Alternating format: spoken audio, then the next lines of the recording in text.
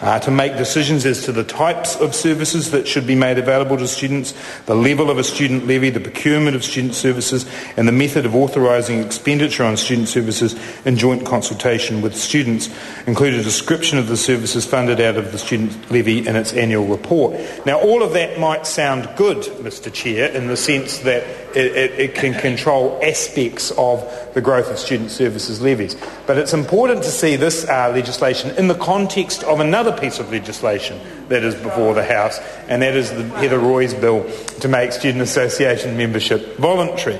Because while a mischief may be being dealt with here in terms of the growth of student services levy, under Mrs Roy's bill, the effect of the shutting down, effectively, of student associations, which will be the end result of that bill, is that a lot of the services provided to students will now be channelled through the institution or the university or the polytech or the wānanga or the private training establishment, and the control of what services are delivered will become very much the purview of the institution.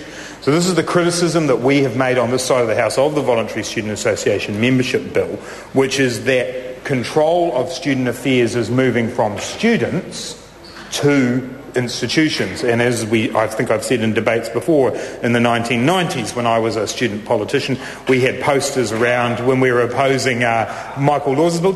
We came and lobbied Tauhenere. I should tell the House the story when I lobbied Tauhenere about the Michael Laws's Voluntary Student Association bill. I got there, I was a student politician, I dressed up in my suit and tie, thought I should scrub up quite well to go and see Tauhenere when he was a New Zealand First MP. Walked in the door, jandals, shorts, t-shirt. That was what Tauhenere was wearing that day when we came to see him. Casual, very, very casual. In those days, Mr Henare used to oppose voluntary student membership, but things have changed. He's moved on. He's now in favour of it. But anyway, under this bill, Mr Speaker, what we're going to see is that the control of what student services are allowed really does start to fall to the institutions. And the Minister will now have a role under this bill.